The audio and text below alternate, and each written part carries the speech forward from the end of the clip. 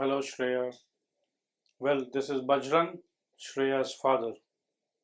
Shreya, this class I'm recording for you, and well, I have no issues if you would like to share it with your friends.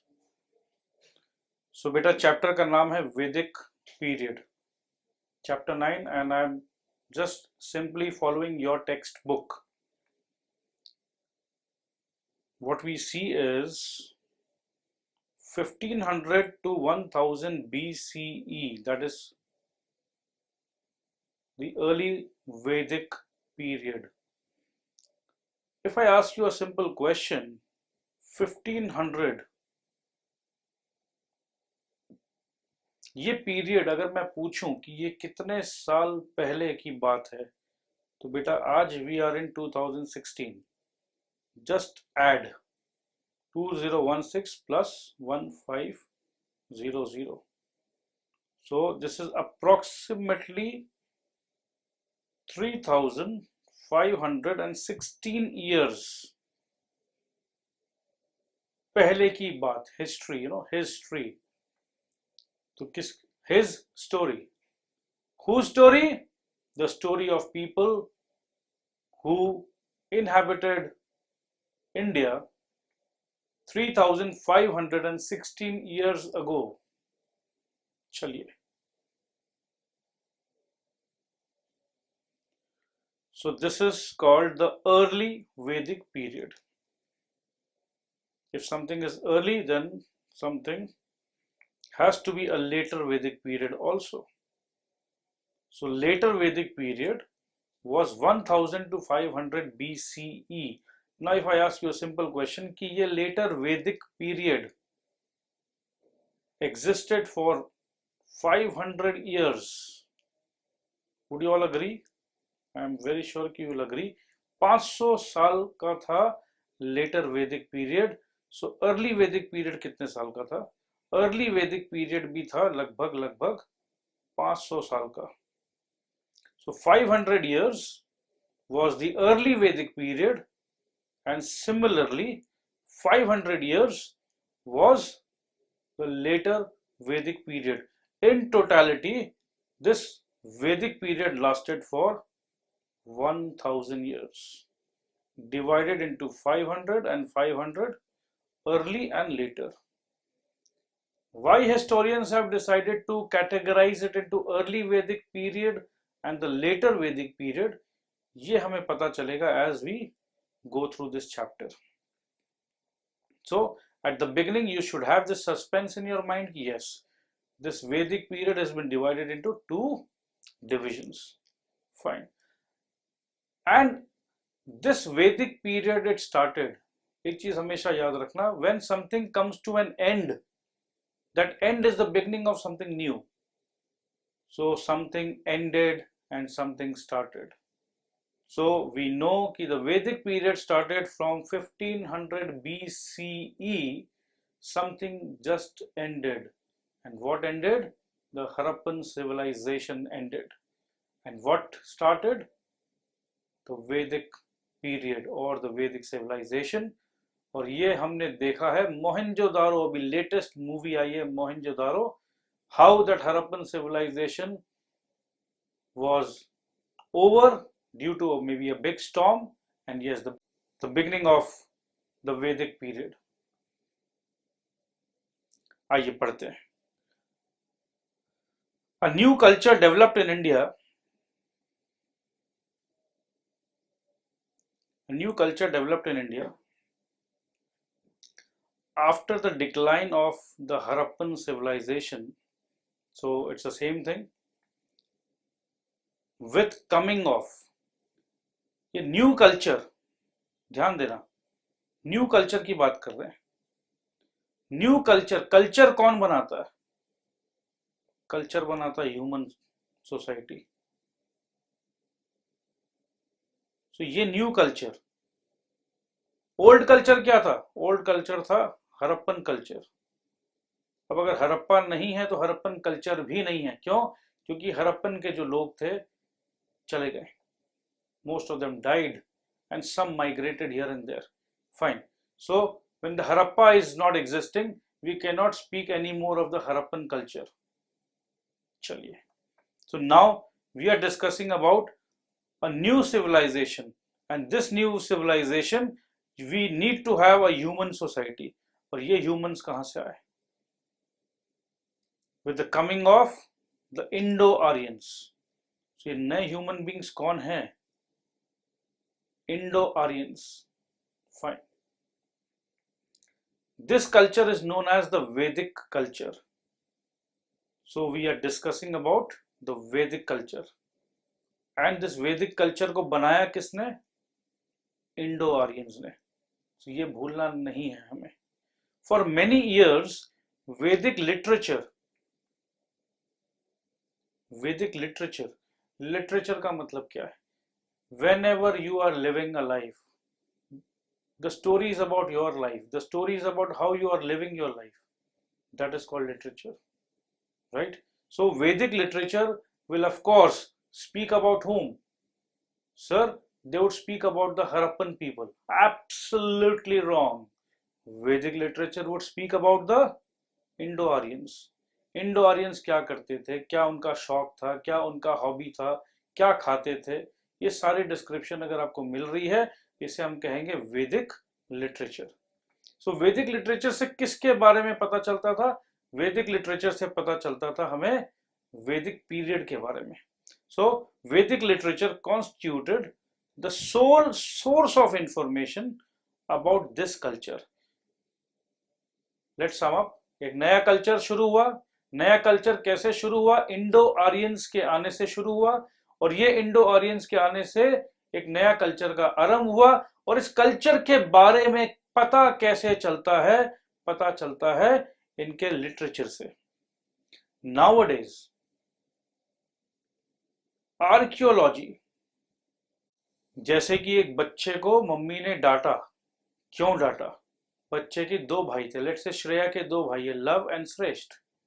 अब श्रेया ने की बदमाशी. Mummy को पता चला किसके थ्रू? मम्मी को पता चला लव के थ्रू. मम्मी को पता चल गया लव के थ्रू, बट मम्मी को लगा कि नहीं नहीं, सिर्फ लव के थ्रू पता चला है तो चलो मैं श्रेष्ठ से भी कंफर्म कर लेती हूँ. मम्मी ने श्रेष्ठ से भी कंफर्म किया, और यस, श्रेष्ठ ने भी बताया कि श्रेया ने बहुत बदमाशी की है. तो दो सोर्सेस से पता चला मम्मी को.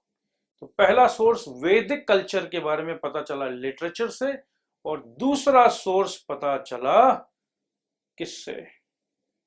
आर्कियोलॉजी से. And I am very sure you know about archaeology. जो जमीन के नीचे खुदे हुए कुछ मिलते हैं, कुछ महल भी मिलते हैं, कुछ उनके सामान मिलते हैं, बर्तन मिलते हैं, टॉयज मिलते हैं.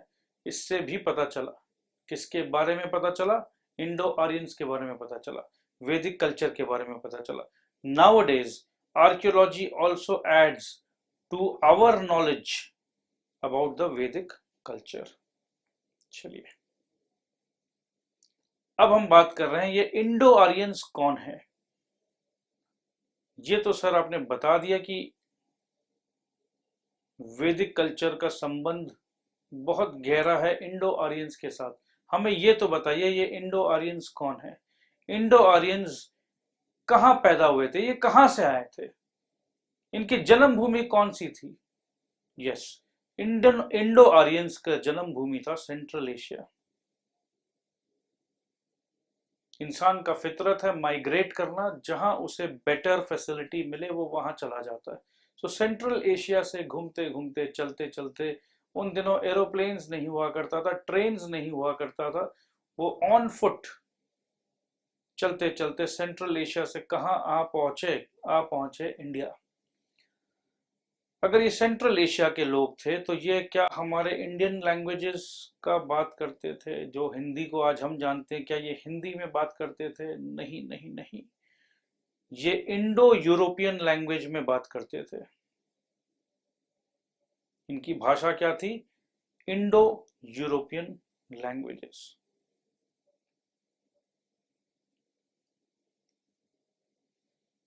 देखो, यूरोपियन में यू, रो रही हो, पेन हो रहा है, तुम रो क्यों रही हो? दर्द हो रहा है, राइट? हाँ हाँ, हिस्ट्री पढ़ते समय बहुत दर्द होता है. चलो कोई बात नहीं, इंडो आर्यंस का बात हो रहा था, राइट? और अब बात हो रहा है कौन से लैंग्वेज वो बात करते थे? वो बात करते थे इंडो यूरोपियन लैंग्वेज में। When the population of people who spoke Indo, we continue, when the population of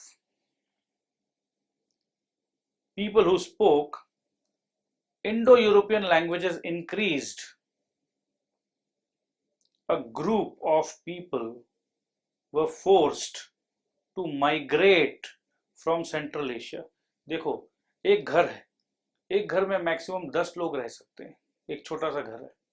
अब 10 की जगह 15 हो गए, 20 हो गए, तो होता ना कि घर छोटा पड़ने लग जाता, जगह छोटा पड़ने लग जाता, तो घर पे ऐसा होता ना कि चलो मैं एक और घर ले लेता हूँ। तो जब वो पॉपुलेशन इंडो यूरोपियन लैंग्वेजेस जो बात करते थे, वो पॉपुलेशन जब बढ़ गया, राइट, तो कुछ लोग वहां से निकल गए और कहाँ आ गए? Central Asia. They were forced to migrate from Central Asia. और ये कहाँ? सेंट्रल एशिया से ये कहाँ पहुंचे? ये पहुंचे हमारे देश इंडिया में, और through a pass called Khyber pass. Okay, name came to be called the Indo Aryans. ये जो सेंट्रल एशिया के लोग खाइबर पास से पास होते हुए हमारे देश में जब आ गए, तो इन्हें हम कह रहे हैं Indo Aryans. The Indo Aryans spoke Sanskrit. पहले तो ये यूरोपियन लैंग्वेज बात करते थे, बट हमारे यहाँ पर आने के बाद लैंग्वेज हुआ Sanskrit. And had common cultural practices. कैसे पता चल रहा है कि ये सेंट्रल एशिया के लोग थे? क्योंकि जो सेंट्रल एशिया में जो कॉमन कल्चरल प्रैक्टिस थे, वही सेम टू सेम प्रैक्टिस। अगर आप समझ लो यहाँ से लंदन चले जाओगे, तो आप तो दिवाली लंदन में भी जाके मनाओगे ना। तो वैसे ये सेंट्रल एशिया के लोग जब हमारे देश इंडिया में पहुंचे खाइबर पास को क्रॉस करते हुए, तो इनका फेस्टिवल और सेंट्रल एशिया वाले लोगों का फेस्टिवल सेम टू सेम था। ये इसीलिए बताया जा रहा है, जिससे ये अनुमान जो है, जो हम सोच रहे हैं कि ये इंडो आर्यंस कहां से आए थे, ये इंडो आर्यन सेंट्रल एशिया से आए थे। अगर ये झगड़ा चालू हो जाए कि नहीं नहीं वो सेंट्रल एशिया से नहीं आए थे, वो कहीं और से आए थे, तो ये झगड़ा को सॉल्व कैसे किया जाए? देखो देखो, जो फेस्टिवल वो वहां पर बनाते हैं, सेम टू सेम फेस्टिवल और सेम टू सेम कल्चर यहाँ पर फॉलो हो रहा है। अब आगे बात करते हैं। In fact the term Indo Aryan is derived from the Sanskrit word Arya, which means kinsman. Kinsman मतलब होता है blood relationship. So ये इंडो आर्यन कहाँ से आया? आर्य वर्ड से आया है, जो संस्कृत का वर्ड है। These Indo Aryans first settled in the land of 7 rivers in the Punjab region, also known as the Sapt Sindhu. सबसे पहले जब ये आए सेंट्रल एशिया छोड़कर, तो इंडिया में कहाँ बसे? इंडिया में एक पंजाब, वी नो पंजाब, और पंजाब में 7 नदी बहती है, उसे कहते हैं Sapta Sindhu. They named it Brahmavarta, from where the development of distinct Vedic culture began. Brahmavarta. आज भी ब्रह्मा जी का बहुत महानता है, right? So Brahmavarta, these people called it Brahmavarta. But पहले सेंट्रल एशिया से कहाँ आए? सप्त सिंधु। सप्त मतलब क्या होता है? 7। That means the land of 7 reverse. क्या आप जानना चाहोगे, क्या आप बताना चाहोगे कि यस, ये 7 रिवर्स का नाम क्या है? Yes, we all know the 7 rivers. Come, let me show you the 7 rivers. ये है Sapta Sindhu. River 1 Indus, Jhelum, Chenab, Ravi, Sutlej, Saraswati and Beas. ये है 7 रिवर्स। अगर आपसे पूछा जाए नेम द 7 रिवर्स ऑफ सप्त Sindhu, you should be knowing this, and yes you could name it. ये सप्त सिंधु से ये जो एरो आप देख रहे हो, ये एरो आप देखो, यहां से ये ट्रैवल करते करते बाद में they came to Indraprastha, they came to Kurukshetra, Hastinapur, जहां महाभारत कौरव एंड पांडव हस्तिनापुर में रहते थे, ठीक है, पांचाल कोशकाला, गंगा जमुना। तो ये यहाँ से सब सिंधु से इस एरिया में आए। और we all know about Hastinapur, Indraprastha, Kurukshetra, ये पूरा महाभारत का एरिया जो है आप देख रहे हो। फाइन, आगे बढ़ते हैं।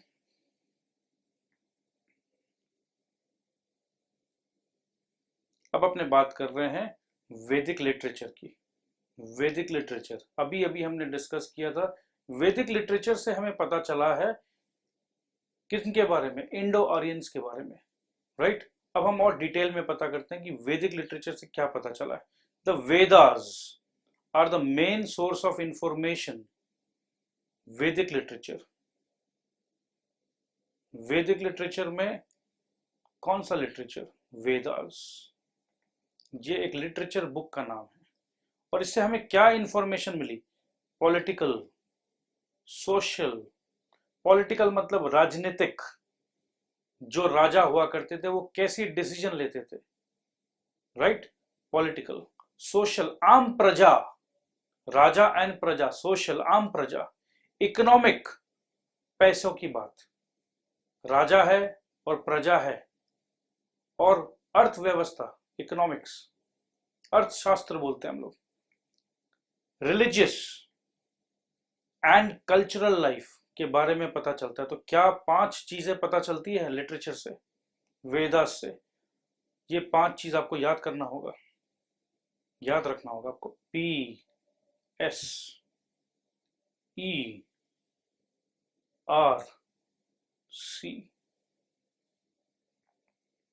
ठीक है। The word Veda means knowledge, and Vedic literature truly reflects the wisdom of the Indo-Aryan people। ये वैदिक लिटरेचर एक चीज को रिफ्लेक्ट कर रहा है। एक तो वेदा नाम जो है, ये वेदा नाम क्यों दिया गया, वेदा का मतलब है नॉलेज। तो वैदिक पीरियड का बात कर अगर हम लोग रहे हैं, वैदिक पीरियड का अगर हम बात कर रहे हैं, तो इसका मतलब ये है कि ये ज्ञान की पीरियड की बात हो रही है। वेदास अपने आप मीन्स नॉलेज, नॉलेज मीन्स ज्ञान। और यस, उनका लिटरेचर अगर हम पढ़ते हैं तो सही में लगता है कि भाई वो लोग तो महाज्ञानी पुरुष थे, wise, wisdom, wisdom means intelligence, बहुत ज्ञानी पुरुष थे। तो यस, इसीलिए इस पीरियड के बारे में हम पढ़ रहे हैं। Why are we studying history and why are we studying the Vedic period, the Vedic literature, because we should learn something from them. आज से 3500 साल पहले उनका राजा कैसा था, आज से 3500 साल पहले लोग कैसे रहते थे, आज से 3500 साल पहले इकोनॉमिक सिचुएशन क्या थी, आज से 3500 साल पहले क्या उन्हें भगवान से डर लगता था, क्या भगवान था उनके लिए जैसे आज हमारे लिए भगवान है, उनके भगवान कौन थे, ये सब बात हम करेंगे। हम दिवाली बनाते तो क्या वो भी दिवाली मनाते थे, हम छठ पूजा बनाते तो क्या वो भी छठ पूजा का त्योहार मनाते थे, ये सब पता करना है। अब ये वेदास जो है ये 4 प्रकार के थे। There were 4 Vedas, the Rig Veda, the Samaveda, the Yajurveda and the Atharvaveda, ठीक है। अगर हमें याद करना है कि भाई ये 4 वेदास को याद करा दीजिए, तो मैं याद करा देता हूं थोड़ा हंसी मजाक में। ऋग वर्ड को हम यूज करेंगे डिग, DIG, डिग, ओके। एक मिनट, और समझ लो शाम का वक्त था, शाम वेदा, शाम का वक्त था, कुल्हाड़ी लेकर कोई इंसान डिग कर रहा था। किस जगह पे डिग कर रहा था, खजूर के पेड़ पर। क्यों, उसे खजूर खानी थी, तो पेड़ से खजूर नहीं तोड़ पा रहा था, तो उसने प्रण लिया कि मैं डिग करके इस पेड़ को ही उखाड़ दूंगा। और किसी ने आके उसे कहा, अरे बेवकूफ, ये जो तुम काम कर रहे हो उस काम का कोई अर्थहीन है, अर्थहीन काम है, सेंसलेस, मीनिंगलेस काम। एक पत्थर ले और उठा और फेंक, खजूर नीचे आ जाएगा। सो बेसिकली ऋग वेदा मीन्स डिग वेदा। शाम के समय वो डिग कर रहा था, खजूर खाने का इच्छा था, और किसी समझदार आदमी ने कहा कोई अर्थ ही नहीं है इसका। So, Atharva Veda. The Rig Veda is the oldest among them. It consists of 1028 hymns divided into parts और मंडलास। ये उस जमाने का लैंग्वेज है मंडलास। हिम्स मतलब भजन टाइप का समझ लीजिए आप। The Vedas were initially verbal compositions that were handed down from generation to generation। ये बहुत इंटरेस्टिंग बात है, वर्बल कॉम्पोजिशंस। आज हम लिखते हैं, अरे लिख लो भाई भूल जाओगे। उन जमाने में सोचो, विजडम की बात हो रही है, दे वर सो वाइज। उनका दिमाग, दिमाग को इन्होंने ऑर्गेनाइज कर लिया था हाईएस्ट लेवल पर, राइट। आज हम लोग बोलते हैं ना कि हार्ड डिस्क में स्टोर करेंगे, मेरा मोबाइल फोन 64 GB का है। उन्होंने उस जमाने में डिस्कवर कर लिया था कि ये ब्रेन का जो कैपेसिटी है ये इस दुनिया के सब कंप्यूटर से बढ़कर है। और इस ब्रेन में एक बार हमने जो नोट कर लिया, बस समझ लो नोट हो गया। So Vedas were noted in the brain. Verbal composition था, बस मुंह जवानी बोल दिया मैंने, गुरु ने बस कह दिया और शिष्य ने समझ लो समझ लिया। That were handed down from generation to generation, from one generation to another generation. And how it was handed over verbal. ये नहीं कि ये लो बेटा ये किताब रख लो, इस किताब में मैंने अपने जीवन का सारा एक्सपीरियंस डाला है, मेरे पिताजी ने मुझे दिया था, मैं तुम्हें दे रहा हूं और तुम अपने बच्चों को दे देना, किताब के फॉर्म में नहीं, वो वर्बल फॉर्म में ट्रांसफर हुआ करता था। और ये कब तक चला? For several hundred years. Several hundred years, पूरा वैदिक पीरियड था 1000 ईयर्स का। 1000 ईयर्स में फॉर सेवरल हंड्रेड ईयर्स, कई सालों तक, हो सकता है 100 200 300 सालों तक ऐसे ही ट्रांसफर हुआ है। The first compilation of Rig Veda probably occurred in 1000 BC। अगर अब मैं आपसे पूछूं कि कितना साल तक ये वर्बल चला, तो मेरे ख्याल से आप लोगों को कोई दिक्कत नहीं होगी 500 साल बोलने में, because the early Vedic period was on 1500 BCE। तो 1500 से 1000 तक पहुंचने में 500 साल लगा है, right.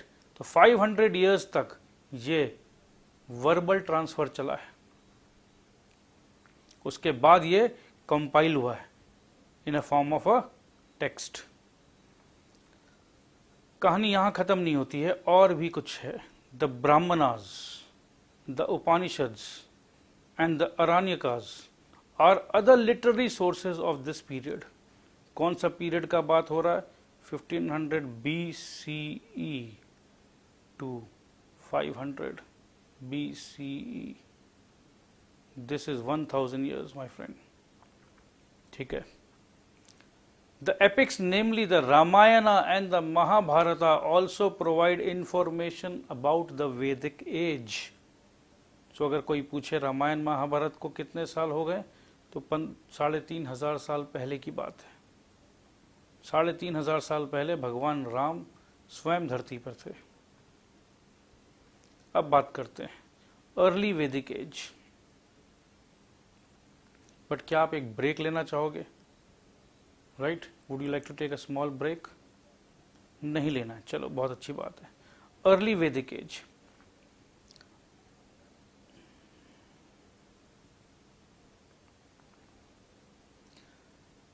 The Vedic period has been divided into two. ये मैंने बार बार डिस्कस किया, द अर्ली वैदिक एज एंड द लेटर वैदिक as.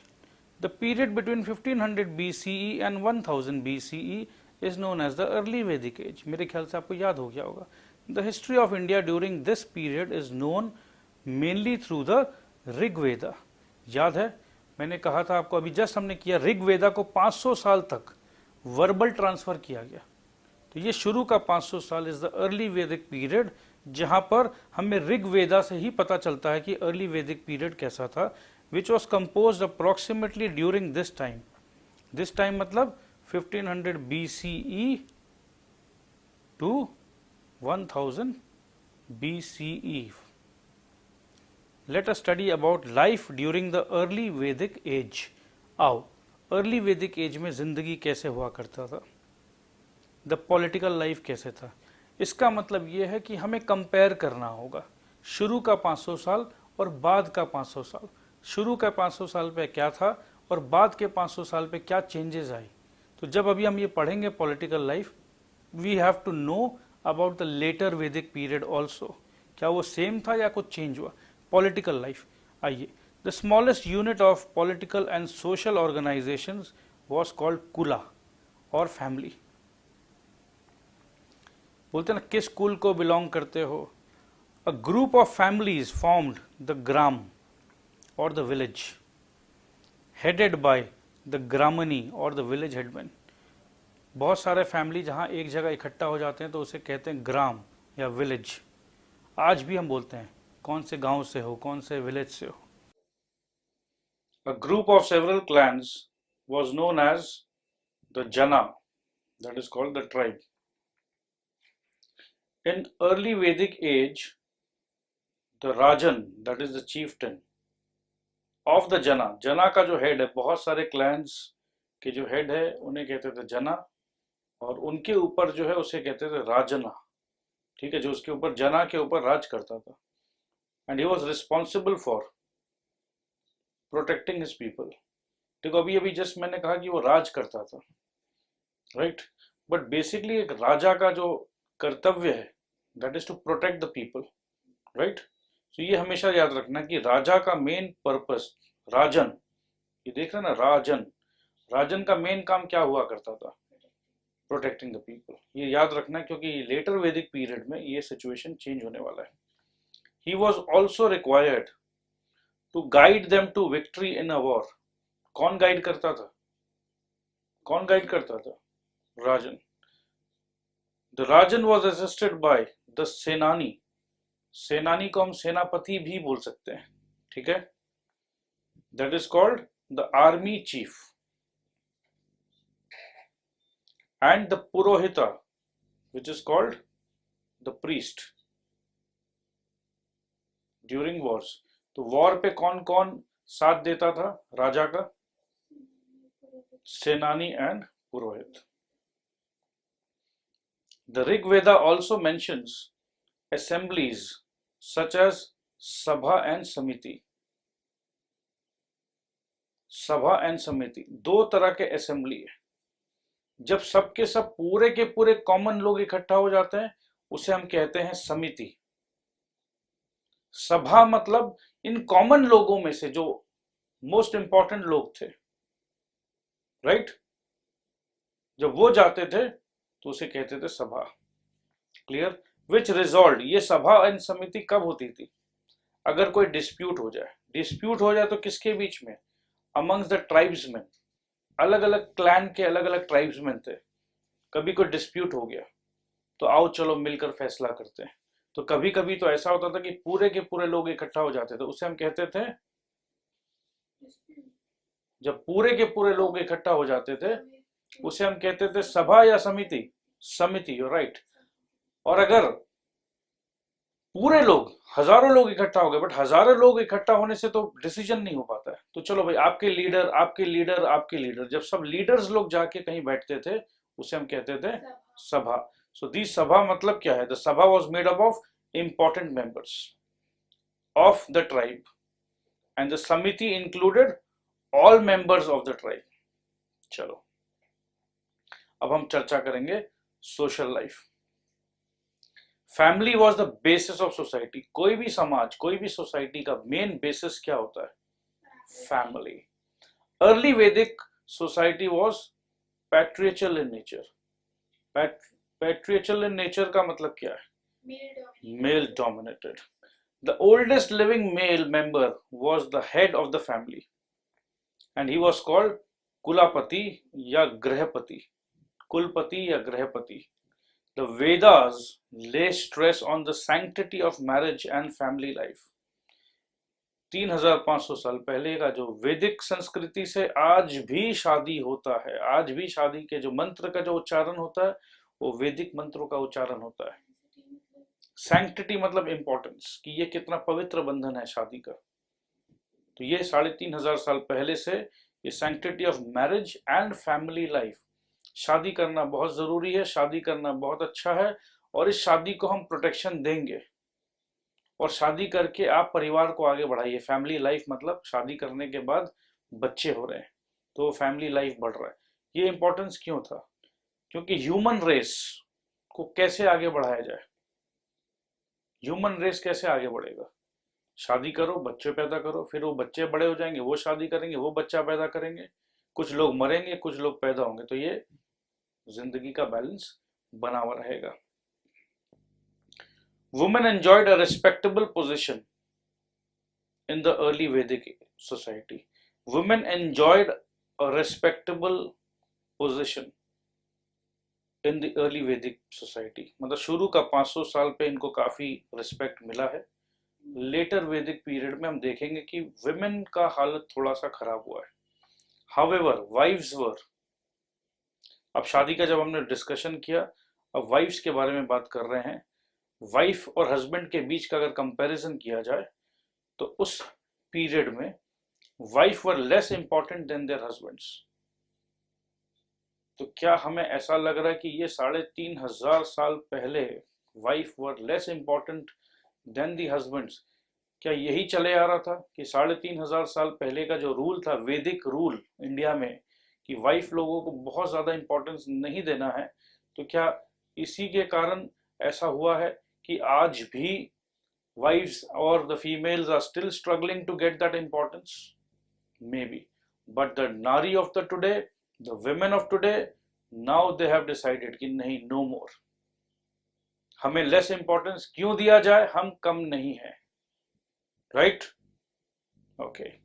Some women had access to learning. जब हम बोलें कि some women had access to learning, इसका मतलब ये है कि wives या females को शिक्षा नहीं मिलती थी, मतलब they were not allowed to go to the schools. और देखो ये सिचुएशन ज्यादा दिन पुराना नहीं, 50 साल 60 साल या 40 साल 30 साल पहले तक भी अगर घर के बच्चों में लड़कों को तो स्कूल भेजा जाता था, गर्ल्स को स्कूल नहीं भेजा जाता था। तो सोचो ये 3500 साल से ये सिचुएशन चले आ रहा है। But now things are changing, post Indian independence things are changing and there were sages. पुराने जमाने में कुछ फीमेल्स ऋषि हुई थी, एक है गार्गी ऋषि और एक है मैत्री ऋषि। सो कुछ कुछ लोग ऐसे भी थे जो नहीं, वो उस जमाने में भी ये बोलते थे कि नहीं, हमें विमेन को अंडर एस्टिमेट नहीं करना है और हमें विमेन को पूरा लिबर्टी देना है टू लर्न। सो उस जमाने की अगर हम बात करें तो there are two important rishis, female rishis, the Gargi rishi and Maitri rishi. Right? चलिए अब हम डिस्कस करेंगे वर्ण सिस्टम पे। मैत्री ऋषि का नाम अगर आपको याद रखना है तो एक बच्चा कुंभ के मेले में खो गया था और एक माँ को बच्चे से मिलाया जाता है, बोलता यही है माँ तेरी यही है। तो यू नो मैत्री। सो बेसिकली ये याद रखना, कुंभ का मेला, गार्गी एंड मैत्री। चलिए, I am very sure you people are intelligent, you will remember everything. अब हम डिस्कस करेंगे varna system. The early Vedic society was divided on the basis of the skill. ये बहुत इंपॉर्टेंट वर्ड है बच्चों, skill, or the type of work the people did. ये आज भी लैक कर रहा है। एक कैंडिडेट फोटोग्राफर बनना चाहता है बट उसे बोला जाता कि नहीं तुम साइंस पढ़ो, नहीं तुम फिजिक्स पढ़ो, तुम केमिस्ट्री पढ़ो। उसका स्किल कहां पर है? Right? He should study as per the skill. But there are situations जब as per the skill काम नहीं मिलता है तो मजा नहीं आता, एक सजा हो जाता है। तो आज से 3500 साल पहले वर्ण system, the early Vedic period, वहां पर स्किल बेस्ड काम था कि चलो तुम्हें जिस चीज में इंटरेस्ट है तुम वही करो। बट लेटर वैदिक पीरियड में ऐसा नहीं हुआ, सिचुएशन चेंज हुआ और ये सिचुएशन आज तक चले आ रहा है। तो क्या हुआ था? वर्ण सिस्टम शुरू में एज पर द स्किल और the type of work the people did, this led to the development of 4 classes और वर्न्स ऑफ द सोसाइटी। क्या? ब्राह्मणास। ब्राह्मणास मतलब ये एजुकेटेड प्रीस्ट थे, ये पढ़ाई लिखाई करते थे, ऋग्वेदा को जानते थे। Right? who specialized in preserving sacred text and carrying out various types of religious rituals. उन जमाने में यज्ञ हुआ करते थे, साउंड कम करो थोड़ा, उस जमाने में यज्ञ हुआ करते थे, राइट। एंड यज्ञ की सारी विधि विधान इन ब्राह्मणों को पता होता था। तो अगर किसी बड़े राजा को यज्ञ करना था तो वो ब्राह्मण को बुलाते थे कि आइए आचार्य, आइए गुरुजी, हमें ये हेल्प करिए। और यही गुरु यही आचार्य आपके बच्चों को, राजा के बच्चों को शिक्षा भी दिया करते थे। और कहाँ शिक्षा दिया करते थे? गुरुकुल में, गुरु के आश्रम में। बड़े बड़े राजाओं के बच्चों को भी वहां जाकर गुरु का सेवा करना पड़ता था, गुरु की आज्ञा के पालन करने पड़ते थे, और जैसा गुरु मार्गदर्शन दिखाए उसी हिसाब से चलना पड़ता था। आजकल के बच्चे, और एक ऐसा भी जमाना था कि गुरु दक्षिणा में अंगूठा भी काट के दे दिया जाता था। आजकल तो गुरु दक्षिणा के नाम पे अंगूठा दिखाया जाता है, ये ले ठेंगा। चलो जमाना बदल गया है, कोई बात नहीं। So second level is Kshatriyas. अभी क्षत्रियास कौन थे? They were in charge of administration and protection of land. They were the warriors. Protection, warriors क्यों बने? कोई भी चीज, अगर आपकी ये जमीन है और कोई और उस जमीन को हथियाना चाहता है, झगड़ा करना चाहता है, युद्ध करना चाहता है कि भाई मैं तुम्हें युद्ध में अगर हरा दिया तो ये जमीन मेरी, तो यस नहीं, मैं अपना जमीन तुम्हें नहीं दूंगा, तो चलो आओ युद्ध करते हैं, अपनी अपनी तलवार निकालो और चलो दुश्मन को काट डालो। तो ये हुआ करते थे Kshatriyas. Vaishyas were the traders, craftsperson and the farmers. And Shudras were the laborers forming the lowest rung. रंग मतलब सीढ़ी का जो लैडर का ये होता है ना, इसे रंग कहते हैं। सबसे नीचे में थे Shudras of the Vedic society and were meant to serve the three upper classes. अब सवाल ये है कि क्या शूद्र चाहे तो वो वैश्य बन सकता था? क्या वो बिजनेसमैन, क्राफ्टमैन या फार्मर बन सकता था? यस, बिल्कुल बन सकता था। अगर किसी लेबरर के पास पैसे आ जाए और वो चाहे कि नहीं अब मुझे ट्रेडर बनना है, वो अलाउड था, बन जा भाई। एक क्षत्रिय क्या ब्राह्मण बन सकता था? बिल्कुल बन सकता था। ऋषि विश्वामित्र जिन्होंने भगवान राम को शिक्षा दिया, basically he was from the Kshatriyas, but he chose कि नहीं, मुझे लड़ाई नहीं करना है, मुझे ज्ञान प्राप्त करना है, मुझे एजुकेशन लेना है। So yes, he was allowed कि चलो क्षत्रिय होकर भी वो ऋषि बन सकते थे। बट क्या लेटर वैदिक पीरियड में ऐसा हुआ? नहीं हुआ। चलिए आगे बढ़ते हैं। The division of society on the basis of occupation in the early Vedic period was flexible, जैसे मैंने भी आपको बताया। However, this system became a rigid मतलब क्या? Opposite of flexibility in the later Vedic period, and the caste of a person was determined by birth. बस यहीं से हो गया झमेला शुरू। मतलब स्किल खत्म हो गया, क्वालिटी खत्म हो गया। पहले ऐसा नहीं था। पहले अगर राजा भी थे ना, तो उसके ये जरूरी नहीं था कि भाई राजा का बेटा ही राजा बनेगा। जिसके अंदर वो हुनर था कि यस, तुम्हारे अंदर ये हुनर है कि यस यू कैन प्रोटेक्ट, तब जाके उसे राजा बनाया जाता था। अगर राजा का पुत्र कमजोर था तो बेटा तुम भले ही मेरा पुत्र हो, बट तुम कमजोर हो, तुमसे ज्यादा शक्तिशाली वो व्यक्ति है, तो ये राजा का कुर्सी उसे मिलेगा। बट लेटर ऑन जो बोलते हैं ना बपौती, ये सिचुएशन शुरू हो गया कि मैं इनका पुत्र हूं, तो yes it belongs to me. तो मैं तो यही बोलूंगा कि बाय बर्थ फ्री में जो चीज मिल जाए वो जहर का काम करता है। एक बार ऐसा कहानी है, शिव जी की बेटी शिव जी को जाके बोलती है कि देखो पापा, आप तो सबको आशीर्वाद देते हो, तथास्तु बोलते हो और सब कुछ हो जाता है, तो प्लीज आप मुझे भी कुछ दे दो ऐसे। मैं तो आपकी बेटी हूं, मैं इतना मेहनत क्यों करूं? Just by birth, because I am your daughter, give me all the powers.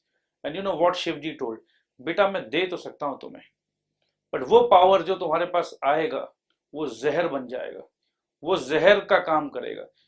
कहने का मतलब ये, जिस भी पावर को आप मेहनत करके अचीव करते हो वो पावर आपके साथ अमृत का काम करती है।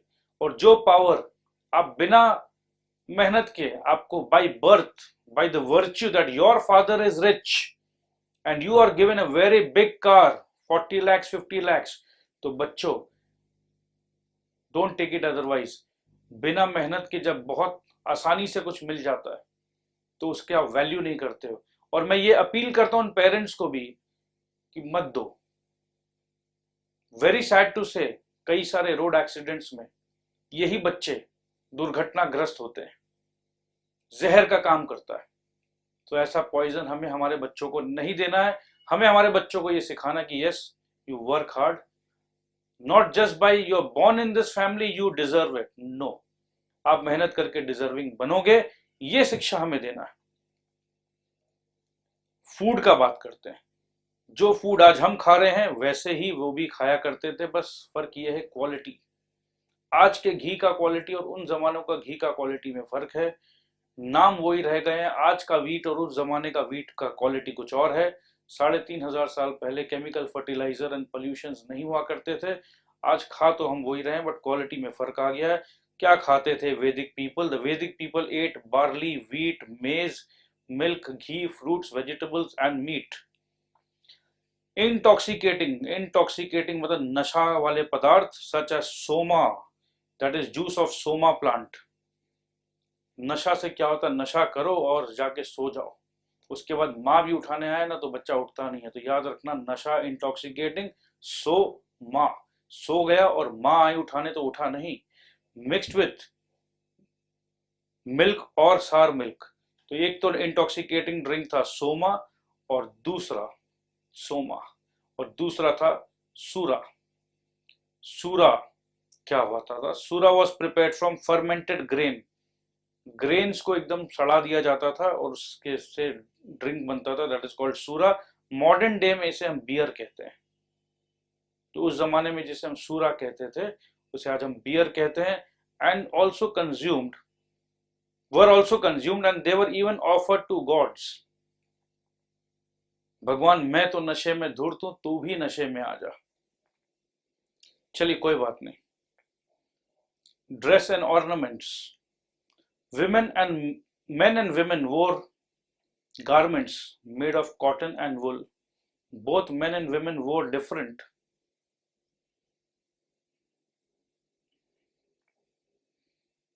kinds of ornaments such as earrings, necklaces and bangles. So women and men आज भी हमें पता कि they don't wear the same kind. Shoes made of leather and wood was also used. Shoes made of leather and wood. Yes, you heard it right. Wood का भी shoes हुआ करता था, जिसे हम खड़ाऊं बोलते हैं, खड़ाऊं। मुझे याद है आज से 25-30 साल पहले मेरे घर पे भी ऐसा था, वुड का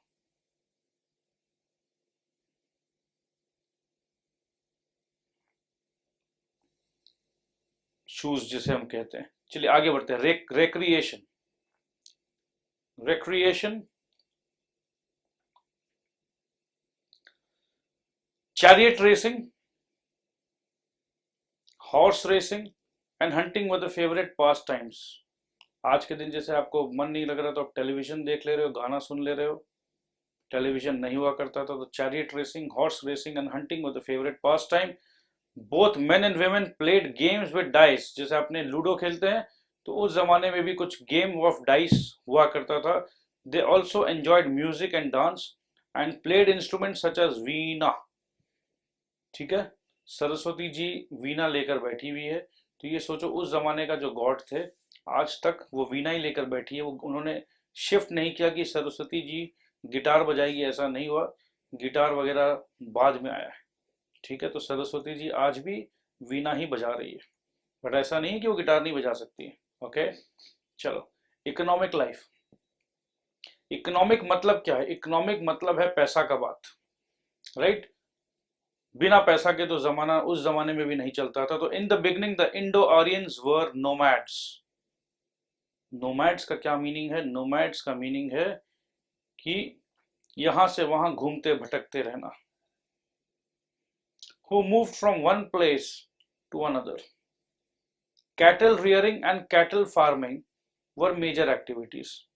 देखो कॉमन सेंस लगाओ, जब आदमी खुद स्टेबल नहीं है, वो मूव कर रहा है, तो उसके साथ साथ क्या मूव कर सकता है? क्या लैंड मूव कर सकता है? जमीन धरती मूव कर सकती है? नहीं कर सकती है, राइट? वो मूव कर रहा है और उसके संग संग कौन मूव कर रहा है? गोट मूव कर रहा है, हॉर्स मूव कर रहा है, एनिमल्स मूव कर रहे हैं।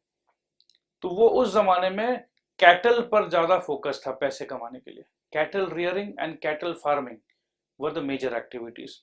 Cattle, horses, sheep, goats and asses were reared.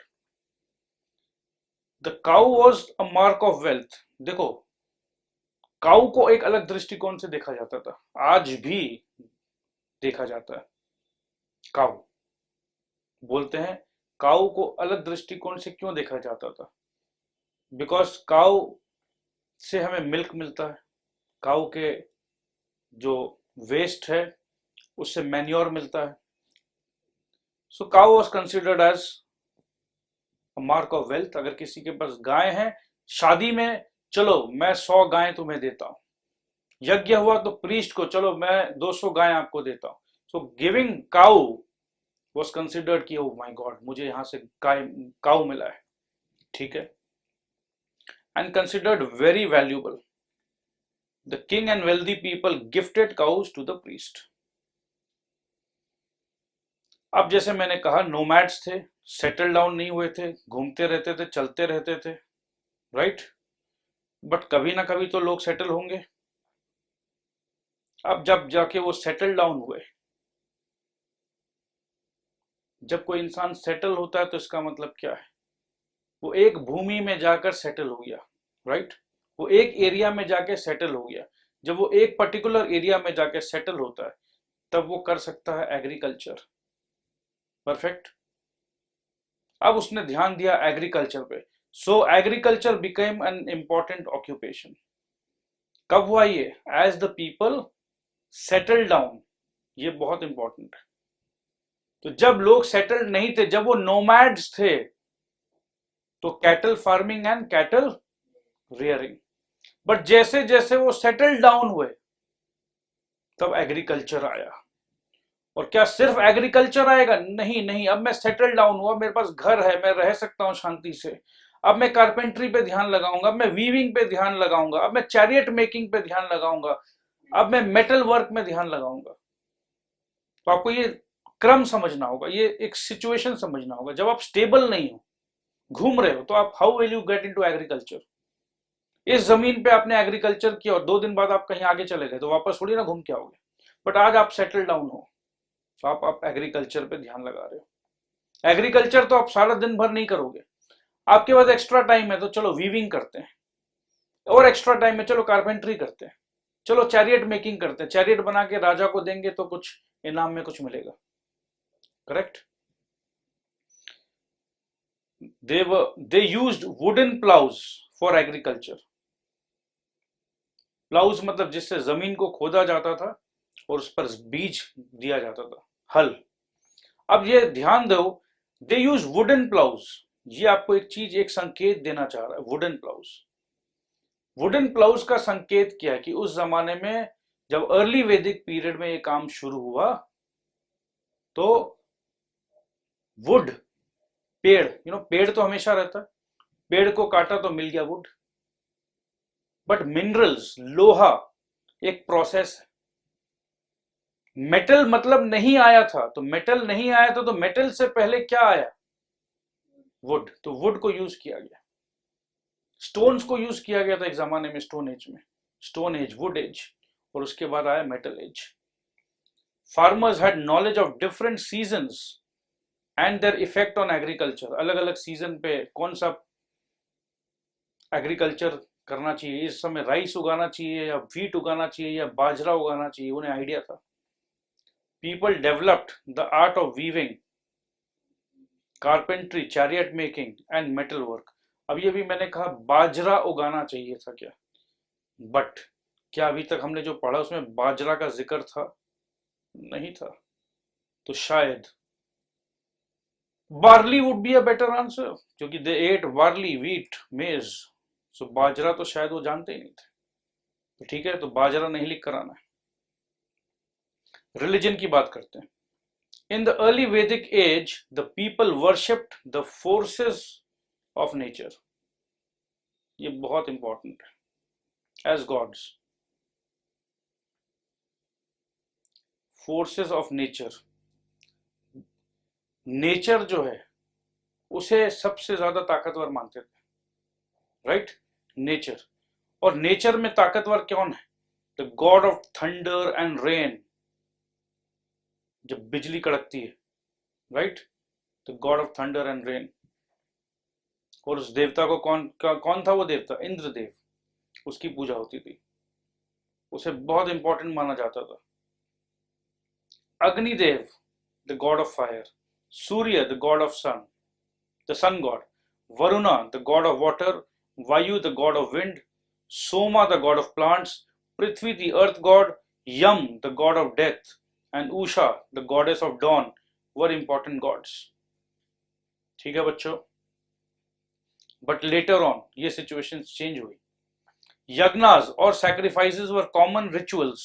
Since gods had no definite shape, there were no statues and temples. आज आप देखते हो ना मंदिरों में जाके स्टैचूज, मतलब अर्ली वैदिक पीरियड में कोई मंदिर नहीं हुआ करता था। क्या जी ये शिव जी का मंदिर है, ये राम जी का मंदिर है, ऐसा कोई मंदिर नहीं हुआ करता था। तो वो क्या करते थे? वो जब पूजा करते थे वो यज्ञ करते थे। ठीक है, यज्ञ करने का मतलब ही भगवान को नमन करना था। The mode of worship was performance of sacrifices,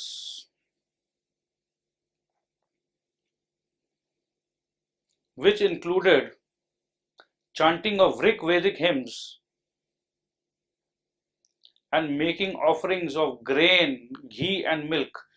ये हमें ध्यान देना है। अभी हमने जस्ट पढ़ा सैक्रिफाइसेस मतलब बलि चढ़ाना, बकरी का, गाय का बलि चढ़ाया जाता था।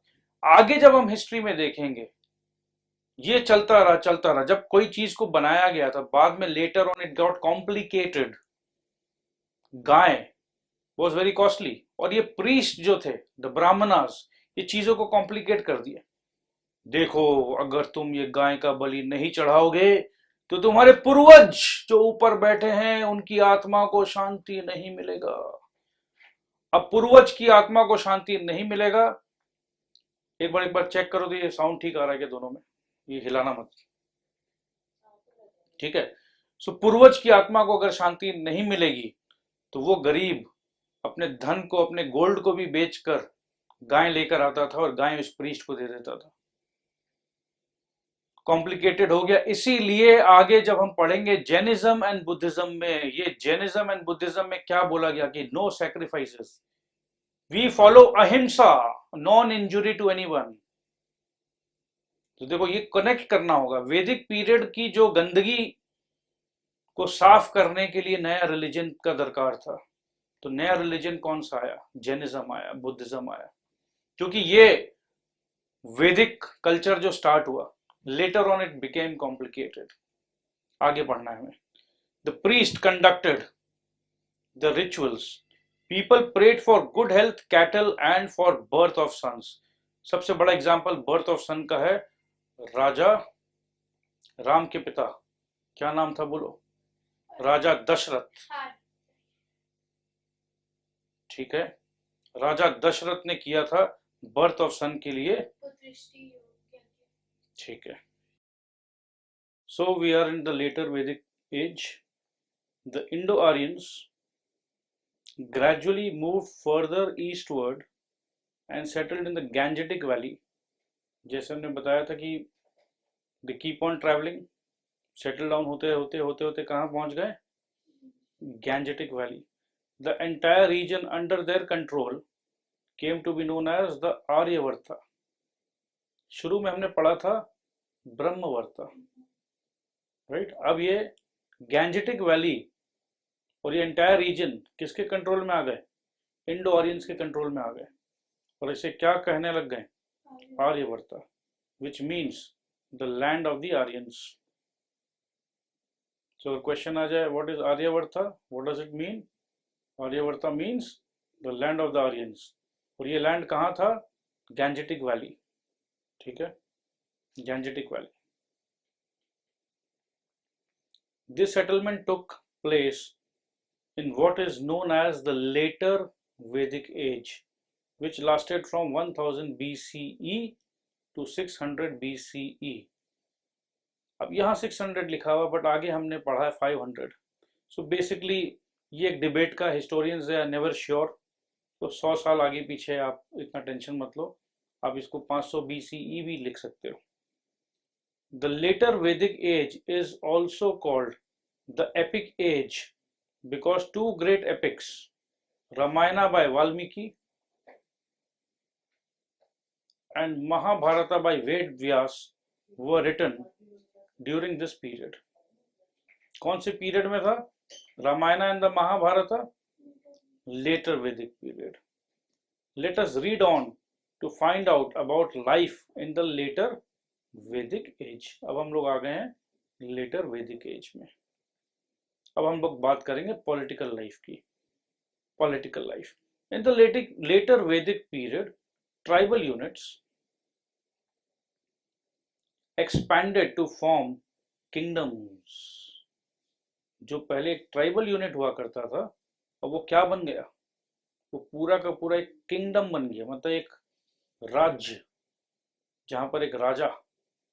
The position of the chieftain, chieftain जिसको हमने राजन बोलते थे, याद है?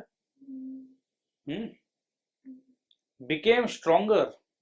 पहले हम लोग क्या बोलते थे कि भाई ये राजा का क्या काम था? Protect the people. बट अब ये राजा प्रोटेक्शन नहीं, अब ये अत्याचारी बनना शुरू हुआ।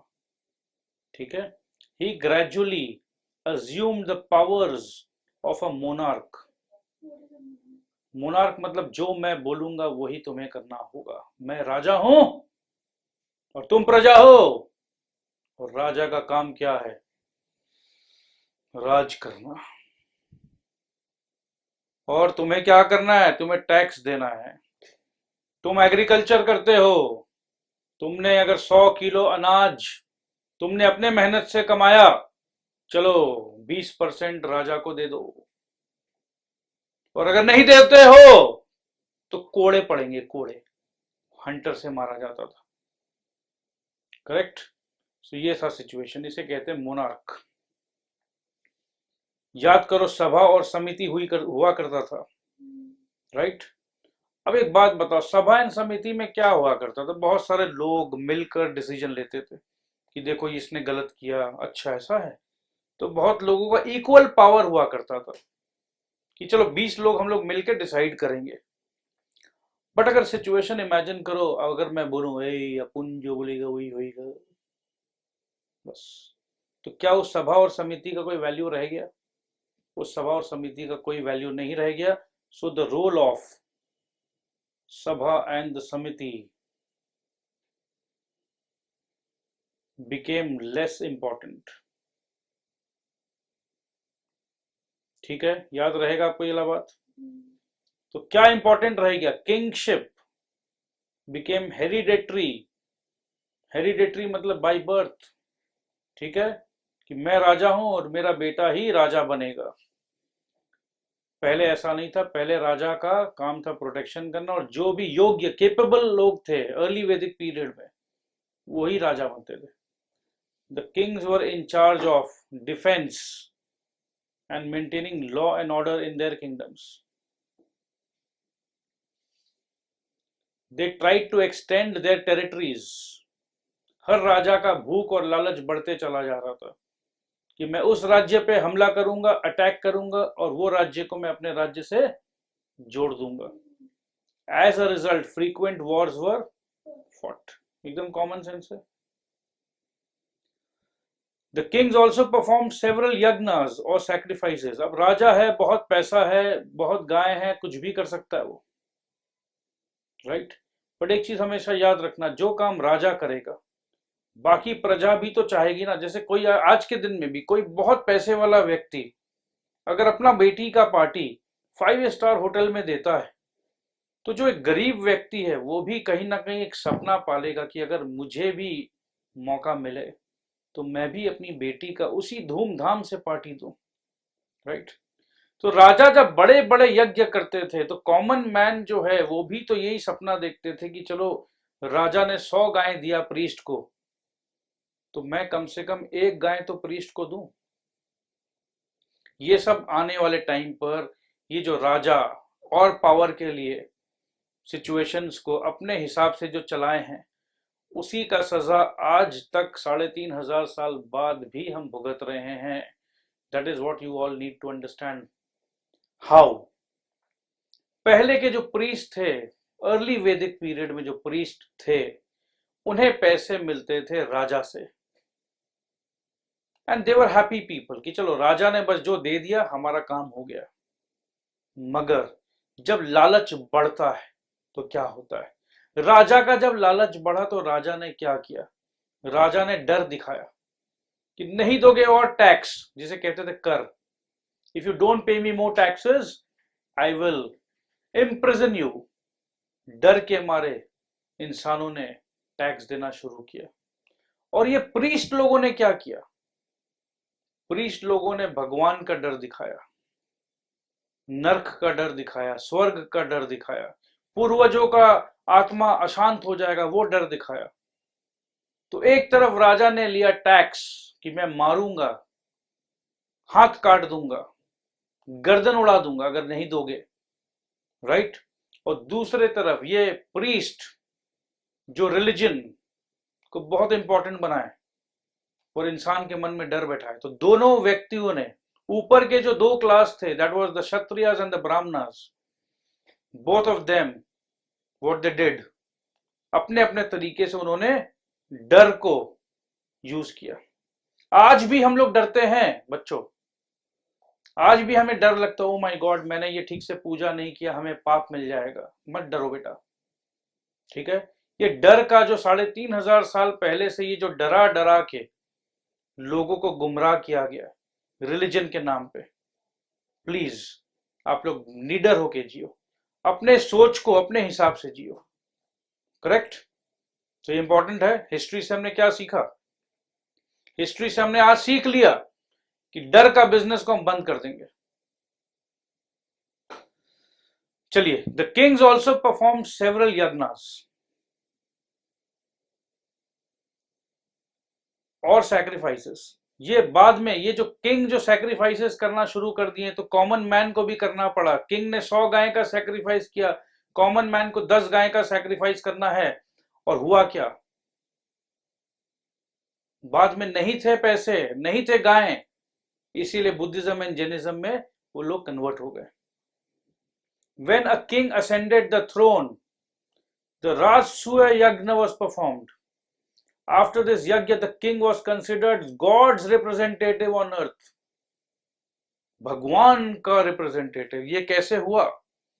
किंग ने क्या किया? उस ब्राह्मण को पैसे खिलाए और वो ब्राह्मण बुला रहे, नहीं नहीं, मेरे स्वयं मेरे सपने में इंद्रदेव आए थे और उन्होंने राजा को आशीर्वाद दिया है, और अगर तुम लोग नहीं मानोगे तो इंद्रदेव इतना वर्षा करेंगे, इतना वर्षा करेंगे कि तुम्हारा सारा का सारा एग्रीकल्चरल खराब हो जाएगा, राइट। तो लोग डरते थे। क्यों डरते थे? क्योंकि वो मेहनत करते थे। कोई भी इंसान जो मेहनत करता है, उसका मेहनत अगर पानी फिर जाए, मेहनत अगर बेकार हो जाए तो उसे डर लगता है। तो ये राजा और ये ब्राह्मणास, इन्होंने यही किया, लोगों को डराया। आज भी हमारे नेता मंत्री क्या करते हैं? हमें डराते हैं। तो आज भी हम लोग क्या है? डर के जी रहे हैं। एक दिन ऐसा आया जब हम लोग निडर होके जी पाए तो जिंदगी कुछ और होगा। So basically all the young students, it's an appeal, fear से निकलो। बट फियर से निकलने का यह मतलब नहीं है कि मम्मी पापा अगर कुछ बोले तो नहीं, हमारे तो सर ने बताया था कि डरना नहीं है। जाओ मम्मी आप डरा रही हो, मैं नहीं डरती हूँ। बच्चों ये याद रखना, माता जी और पिताजी अगर आपको डरा रही है, mom and dad, if they are trying to scare you, they're trying to tell you how wicked the world is, they're just trying to protect you, okay. Another important yagya was the Ashwamedh Yagna. which was performed by powerful kings to establish their supremacy over lands. अश्वमेध यज्ञ, मैं अपना घोड़ा छोड़ूंगा और अगर किसी में हिम्मत है मेरे घोड़े को पकड़ने का तो आओ मेरे से युद्ध करो। तो भगवान राम का जब घोड़ा छोड़ा गया था तो लव और कुश जो भगवान राम के पुत्र थे उन्होंने उस घोड़े को पकड़ लिया और युद्ध चला। चलिए, I think you all know about this. ये एक panel depicting a yajna being performed. Social life, चलिए लेटर वैदिक पीरियड का सोशल लाइफ कैसा रहा। Social life, the family remained the basic unit of society, वो तो रहेगा ही। The father was head of the family, वो भी रहेगा। Joint family system was quite common. Joint family system, the position of women appears to have declined. So women का position decline होते चला गया। Women were expected to serve their husbands and look after the family. पति परमेश्वर वाला concept आ गया जी, right. अब imagine करो सिचुएशन क्या हुआ करता था। विमेन को एजुकेशन मिलना नहीं है, विमेन को पढ़ाई मिलना नहीं है, तो विमेन का क्या था, तुम तो पराई धन हो बस। And people were not happy. अभी तक भी, आज से 10 साल 15 साल 20 साल पहले तक भी हो सकता है, आज भी गांवों में अगर एक फीमेल पैदा होती है तो फीमेल का हत्या कर दिया जाता है। फीमेल इन्फेंटिसाइड, हत्या तो पेटों में भी हो जाता है, राइट, अबॉर्शन के रूप में। यो I don't need a girl child, तो सोचो ये I don't need a girl child ये कहां से आया है। 3500 साल पहले वैदिक पीरियड में विमेन को इंपॉर्टेंस नहीं दिया गया और वही चीज चलते रह गया। बट आज सिचुएशन चेंज हो रहा है and I welcome it with my open hearts and we all should fight together. Women are expected to serve their husbands and look after the family. आज का जो बच्चा है, आज का जो यूथ है, वो नहीं मानता कि नहीं we are all equal. Why should I, just being a woman, just I will serve you? And yes, divorce, which was never heard in India, आज की फीमेल साहसी फीमेल है। So appeal to all the girls, just don't wait, don't study, and just अगर आप बिना पढ़ाई लिखाई किए कुछ नहीं अगर अचीव करते हो लाइफ में, and then if you're just being a wife, तो yes, you would also be expected to serve your husband and look after the family. So आप भी 3500 साल पुराना जिंदगी जियोगे। आज आपके पास मौका है, आज आपके पेरेंट्स आपको स्कूल भेज रहे हैं, तो आज मौका है कुछ कर दिखाने का। So all the girls study hard and yes, CA में भी देखा गया, चार्टर्ड अकाउंटेंसी के एग्जाम में भी देखा गया कि गर्ल्स का पास परसेंटेज बॉयज के पास परसेंटेज से ज्यादा है। और क्यों ज्यादा है? क्योंकि उन्हें प्रूव करना कि yes, the decision which was taken by the Vedic period was wrong. The decision that women can only look after the family was wrong. The decision that women are not intelligent, they don't, वो उनमें उतना बुद्धि नहीं है कि वो education समझ पाएंगे, that was wrong. So चलो आगे बढ़ते हैं। डिवोर्स,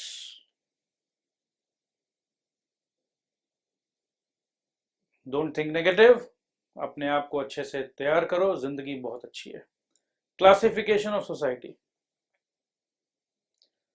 द वर्ण सिस्टम ड्यूरिंग द लेटर वैदिक पीरियड टुक अ मोर रिजिड फॉर्म। मोर रिजिड, रिजिड मतलब क्या है? चेंज नहीं अलाउड है जी।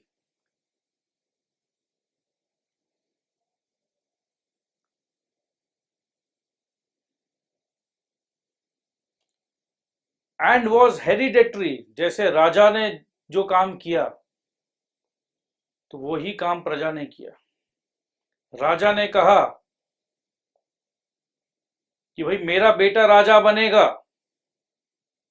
ये सिस्टम किसने चालू किया? वर्ण सिस्टम में राजा ने कहा मेरा बेटा ही राजा बनेगा।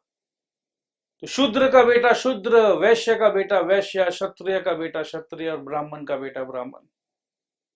कहां से शुरू हुआ? ये शुरू हुआ पावर से। पावर किसके पास था? राजा के पास।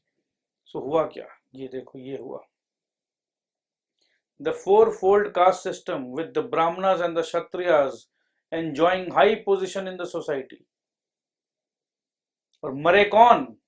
The Vaishyas, the business class in the middle, and the Shudras at the lowest position was prevalent. Intervarna marriages were forbidden. अगर इंटरवर्ण मैरिज हो जाएगा तो फिर ये 4 क्लासिफिकेशन 0 हो जाएगा, राइट? अगर ये क्लासिफिकेशन 0 हो गया तो राजा कैसे बोलेगा कि मैं ऊपर हूं? रैंक 1 2 3 4, तो रैंक 1 हमेशा बोलेगा कि मैं 1 में ही रहना चाहता हूं, रैंक 2 बोलेगा मैं 2 में ही रहना चाहता हूं, 2 1 में नहीं पहुंच रहा है, 1 4 में नहीं पहुंचना चाह रहा, तो इसीलिए मैरिजेस वर फॉरबिडन. अब डिस्कस करेंगे the 4 ashrams of life. According to the text of the later Vedic age, the life of an individual of an upper class, ध्यान रखिएगा, of an upper class was divided into 4 stages called ashrams. Different duties were assigned to these stages.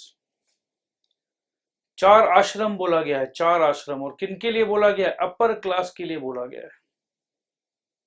The 4 ashrams. Brahmacharya,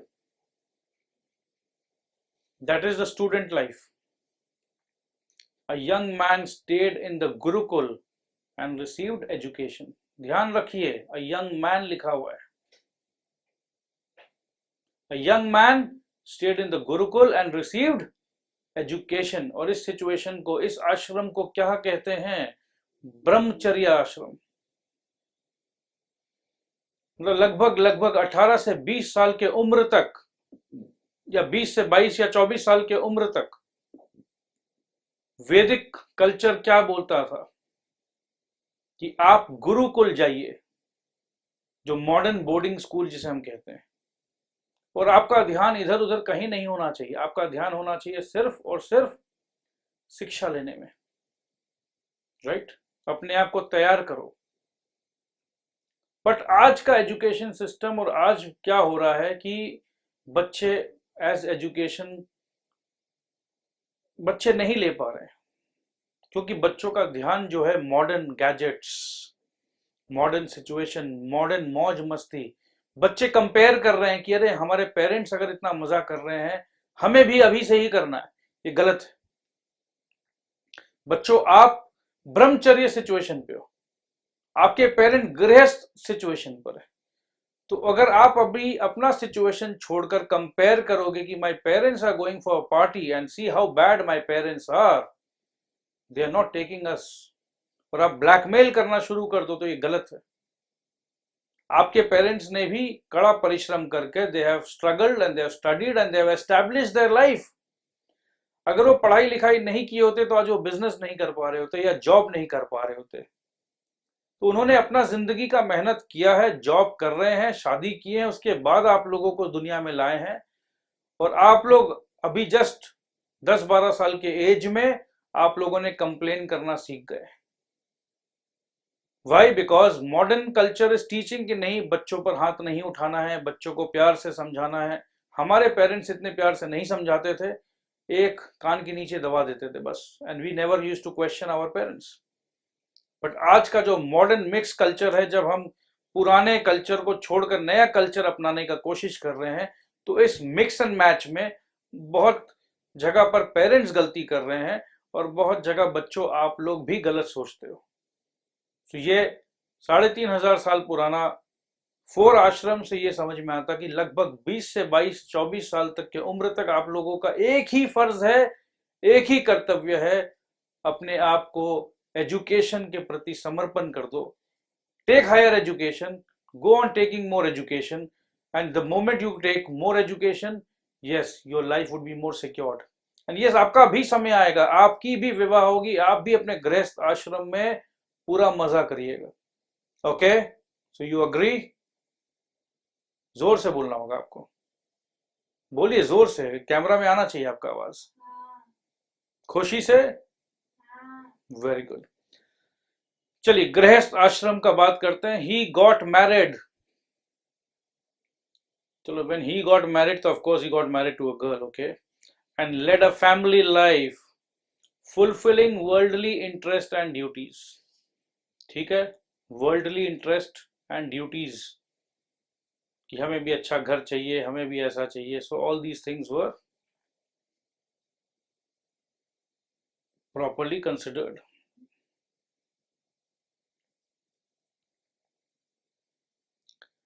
उसके बाद आया वानप्रस्थ और hermitage. A man gave up his materialistic worldly life, materialistic, और अच्छे कपड़े और अच्छा महल और अच्छा घर और अच्छा रथ, जैसे आज गाड़ी हुआ करता तो उस समय रथ हुआ करता था, रथ, चैरियट.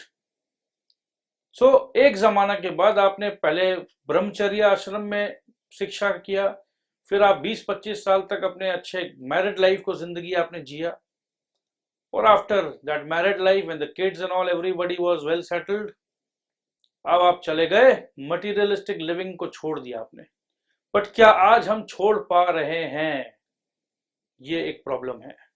आज के दिन मरने वाले हैं, 2 दिन बाद हो सकता है चले जाएं ऊपर, बट वो मोह नहीं हट रहा है, मैं इस पैसे को, नहीं मैंने इतना पैसा कम. तो ये एक बहुत अच्छा सिचुएशन था. द अर्ली वैदिक पीपल वर रियली वाइज कि देखो भाई, अब पढ़ाई लिखाई हो गया, घर गृहस्थी संभाल लिए, अब निकलो इस सिचुएशन से, राइट.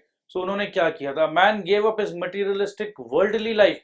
बड़े बड़े राजा अपना सब कुछ छोड़कर वन में चले जाते थे, विश्वास करो, राइट. तो उनका फेथ लेवल सोचो, उनके गुरु के ऊपर या जिन्होंने ये पॉलिसी बनाया था, yes they used to believe in the policies. लालच को कंट्रोल करना जानते थे. So yes, Vedic people were wise, they knew कि लालच को अगर हम इंसान कंट्रोल नहीं करना सीख पाए तो ये वर्ल्ड तबाह हो जाएगा. और मेरे ख्याल से आज अपने जो सिचुएशन पे हैं, it's all due to our greed, because we are not able to distinction between the need and the greed. Clear? So a man gave up his materialistic worldly life and stayed in the forest and practiced meditation, contemplation, and prayer to focus on the inner spirituality. ठीक है, आज के दिन अगर हम 50 साल के बाद वन नहीं जाए, क्योंकि उम्र ही हो गई 50-60 साल में तो सलट लेते हैं, तो आपको अपने जीवन में अभी से ही मेडिटेशन, कॉन्टेम्पलेशन, स्पिरिचुअलिटी को लाना होगा. फाइनली जब आपके अंदर का दिया, नॉलेज का प्रकाश आपके अंदर में अगर आ जाए, तब आपको क्या करना चाहिए था? देन यू रिनाउंस एवरीथिंग, सन्यासी बन जाते हो. A man retreated from all worldly desires, seeking only spiritual goals.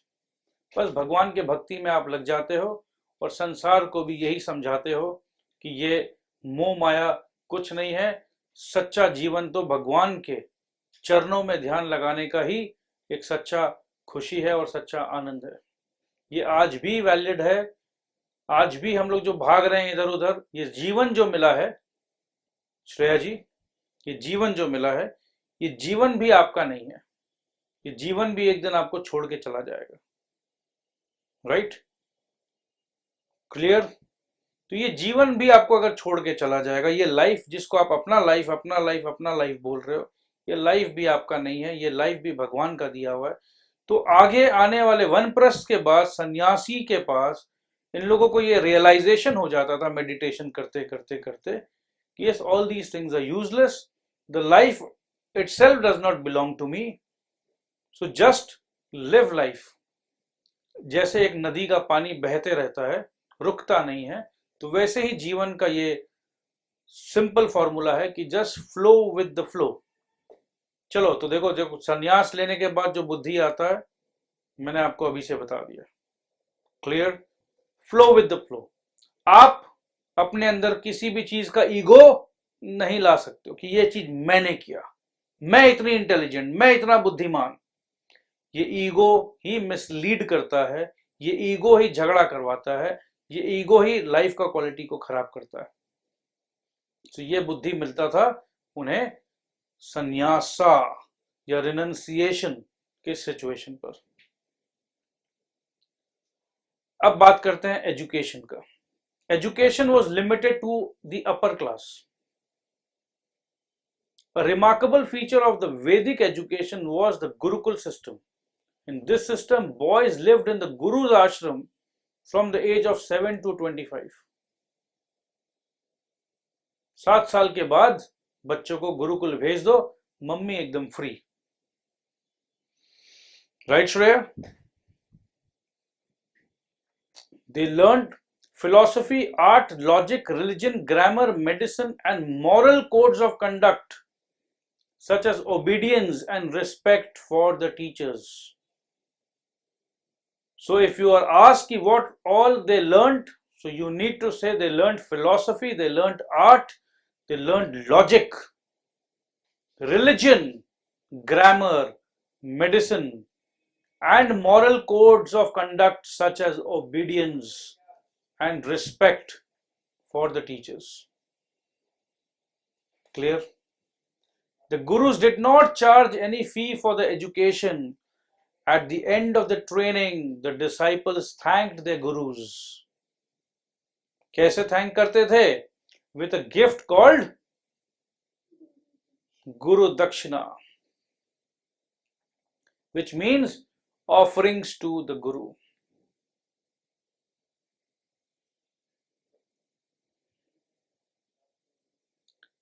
Connecting past with present.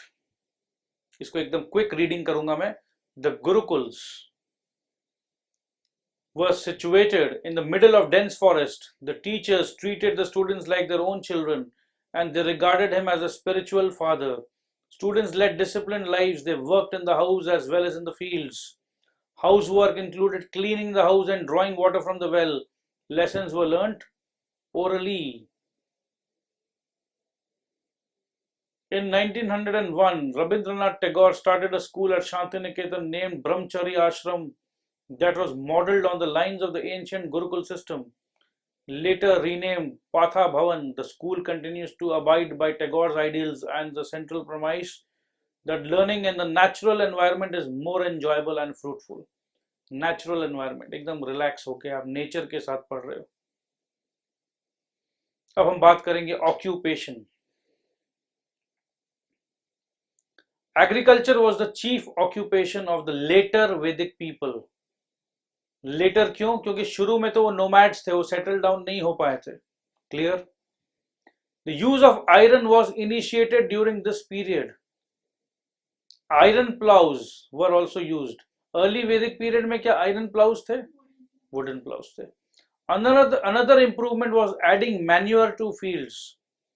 Manure to the fields. Manure मतलब जिससे आपका yield बढ़ जाए, आपका crops बढ़ जाए.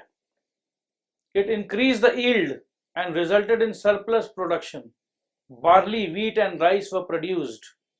Cattle rearing continued. देखो, cattle rearing तो बंद नहीं होगा, क्योंकि जब nomads थे, जब वो settle down नहीं हुए थे, तब से वो cattle rearing कर रहे थे. Right?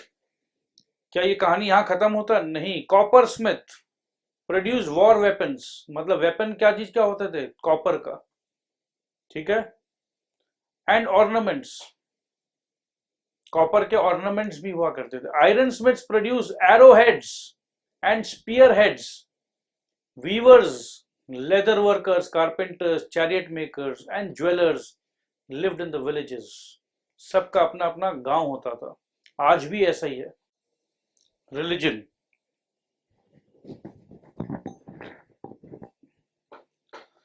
Many changes occurred in the field of religion. In the later Vedic period, Prajapati